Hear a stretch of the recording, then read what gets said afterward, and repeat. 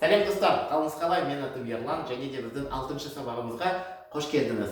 Всем привет, друзья, меня зовут Ерлан, и добро пожаловать в наше 6-е занятие по казахскому языку. В сегодняшнем занятии мы поговорим о простом настоящем времени нақ осы шақ. Нақ осы шақ. Нақ осы шақ. Настоящее время, простое.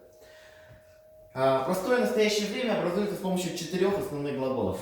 Смотрим сюда. Тору, жүру, отыру, жату. Еще раз. Тору, жүру, отыру, жату. Дословно каждый из этих глаголов переводится так. Тору, как бы это стоять или жить. Подчеркиваю. Стоять или жить.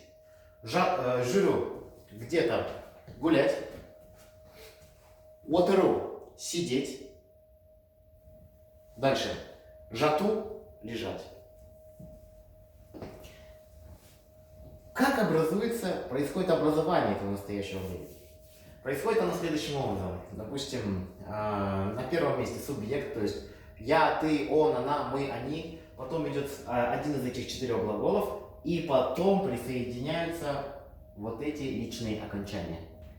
Итак, субъект, я, ты, он, она, мы, они и так далее. Потом идет один из этих 4 глаголов, и потом присоединяются личные аффиксы, присущие тому или иному личному местоимению. Переводите эту информацию, и сейчас мы это разберем на конкретных примерах. Итак, личное местоимение «я», вы уже знаете, это «мен». Имеет 2 личных аффикса «м», «мен», в зависимости от гармонии гласных, да? Тут же давайте посмотрим, например, с правой стороны. «Мен әдемі сарайда тұрмын». Видали? Я использовал глагол «туру». «У» это показатель инфинитива. Мы его отбрасываем. То, что остается, это основа. Поняли? «У» показатель инфинитива, как в русском языке. Делать, прыгать, скакать, писать. Мы же отбрасываем и говорим «я пишу», «она пишет». То же самое и в казахском. «У» это как аналог вот этой «т». Мы просто его отбрасываем, и то, что остается, это основа. Тур основа, жир основа, отыр основа, жат основа. Так вот, смотрите, здесь основа тур, и я присоединил личный аффикс мын. Потому что, твердое гласное, ей соответствует твердое ы. Итак, я живу в красивом дворце. Мен әдемі сарайда тұрмын. Я в красивом дворце живу. Послушайте меня очень внимательно. Если в русском языке можно слова ставить по вашему желанию произвольно в различные части предложения, и смысл предложения не поменяется, то в казахском языке прослеживается четкая структура. Например, если в предложении есть обстоятельства времени, в 5, в 6 часов, в 7 часов, в пятницу, в субботу, в следующем году, в казахском языке оно ставится в начало предложения. Потом, если есть обстоятельства места, в саду, в кино, дома, на работе, в офисе, оно идет после него. Смысловой глагол основной. Я живу, я сижу, я курю, она идет. В казахском языке ставится всегда в конце. Запомните это золотое правило. Не пытайтесь, как в русском языке, все переводить дословно. Ни в коем случае. Мы в русском языке говорим «я курю», она смотрит телевизор. Вы плачете, то есть глагол стоит в начале. В казахском языке глагол, который выражен в том или ином времени, всегда будет в конце. Запомните. Еще раз, не поленитесь. Мен, я. Әдемі сарайда, это обстоятельство места, мы его вынесли вперед. На первом, естественно, субъект идет. Мен әдемі сарайда. Да, это местный падеж, да? Тұрмын. Видите, глагол в конце. Мен әдемі сарайда тұрмын. Мен әдемі сарайда тұрмын. Я живу в красивом дворце. Едем дальше. Сен. Личные аффиксы сын, сын. Вот. Дальше. Сендер.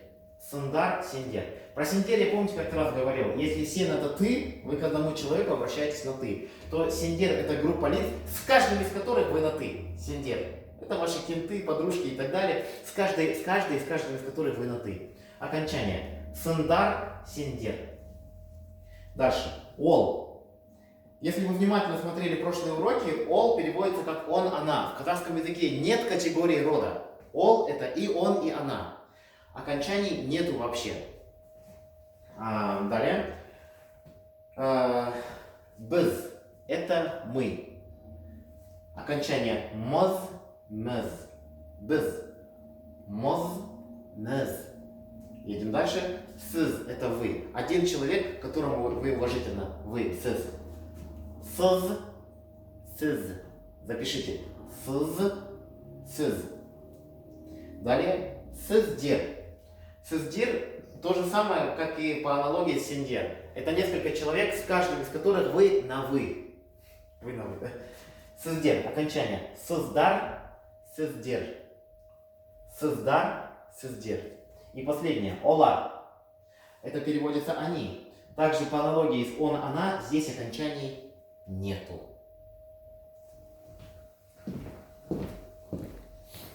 Итак, друзья, перевариваем информацию и потом перейдем к конкретным примерам. Вот, посмотрите еще раз на личные местоимения и на их личные аффиксы для настоящего времени, да? И потом мы с вами пойдем дальше.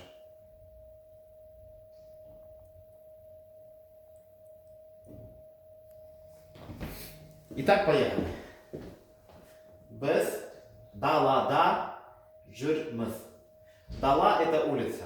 Да, вот 3 минуты назад я говорил, что если обстоятельства место есть, оно ставится чуть ли не в начале. Поэтому без – это мы. Дала – это улица. Да – это местный падеж.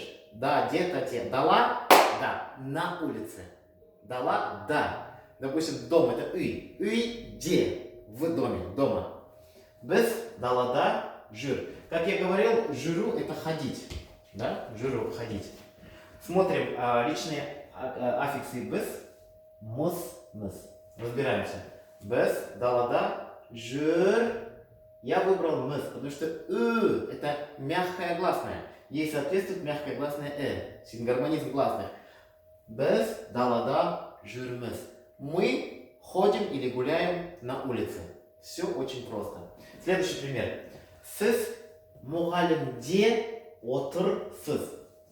Что такое сыз? Это второе лицо множественного число. Сыз. То есть вы. Вы мугалим. Кто мугалим? Я мугалим, да? Учитель. Да, де, та, те. Кто местный падеж? Сыз мугалимде. Вы у учителя. Отыру. Это что такое? Сидеть. Правильно. Личный аффикс сыз. Сыз, сыз. Значит, сыз мугалимде, отыр основной из 4 глаголов. И присоединяем к нему личный аффикс отыр сыз. Потому что твердая гласная. Значит, присоединяем Сыз мугалимде, отыр сыз. Вы сидите у учителя. Смысловой глагол в конце. Так, едем дальше. Анар диванда жатыр. Анар, это понятно, это имя. Анар, диван это диван. Да, местный падеж. Анар на диване лежит. Но по-русски будет переводиться. Анар лежит на диване. Еще раз напомню, это в казахском языке четкая структура. Глагол будет всегда в конце. Анар диванда жатыр. Талгат қостанайда тұр. Талгат, смотрите, к какому личному местоимени относится? Талгат это он. Он это ол. Смотрим, личных аффиксов нету. Нету. Значит, Талгат, Талгат. Костанай, понятно, это название города. Да, местный падеж. Талгат, Костанай, да. Талгат, Костанай, Тур. Туру это не только стоять, но и жить. Талгат, Костанай, да, Тур. Аффиксов нету, потому что Талгат это третье лицо. Талгат, Костанай, да, Тур. Талгат живет в Костанае. И последний пример. Сіз саябақта жүрсіз. Саябак это парк. Классное слово, новое, запишите. Саябак это парк. Саябак заканчивается на к, местный падеж. Да, де, та, те. К, твердая глухая согласная, ей соответствует такая же твердая глухая согласная т. Сіз саябакта жүрсіз. Вы гуляете в парке. Вы ходите в парке. Вот и все. Еще раз, друзья, проанализируйте всю информацию. Делаем промежуточные выводы. Итак, настоящее время образуется с помощью личного местоимения. Потом идет один из 4 глаголов. Туру, жиру, отыру, жату, к которому присоединяются личные аффиксы. присущие тому или иному личному местоимению. Все достаточно просто.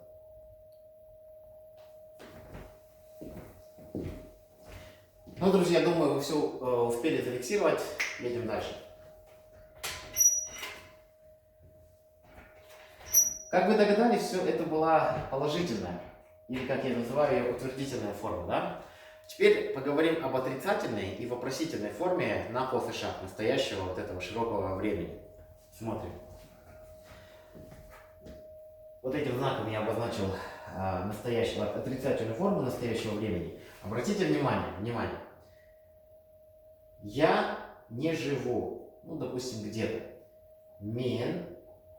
Смотрите, что происходит.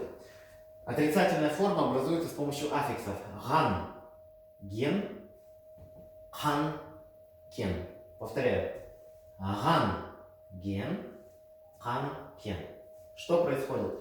Мы берем один из 4 глаголов, которые мы писали. Туру, жиру, отуру, жату, да? И к нему присоединяем одну из 4 отрицательных частиц, в зависимости от гармонии гласных или согласных.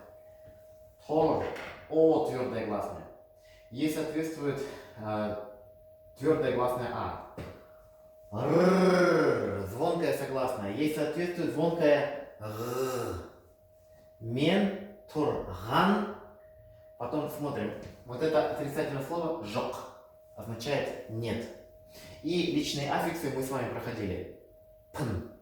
На прошлых уроках, помните, допустим, мен, дергер, емес, пн. Вспомнили? Мен, дергер, емес, пн. Я не, допустим, я не учитель. Мен, мугалим, емес, пн. Это оттуда. Мен, турган, отрицательная частица. Потом отрицательное слово жок и личный аффикс пн. Допустим, я не живу в Астане. Мен, Астанада, обстоятельство места. Турган, жок пн. Я не живу в Астане. Мен, Астанада, турган, жок пн. Зафиксировали? Сен, турган, жок, сын. Видите? То есть в данном случае все вот этот глагол с окончаниями, он остается без изменений.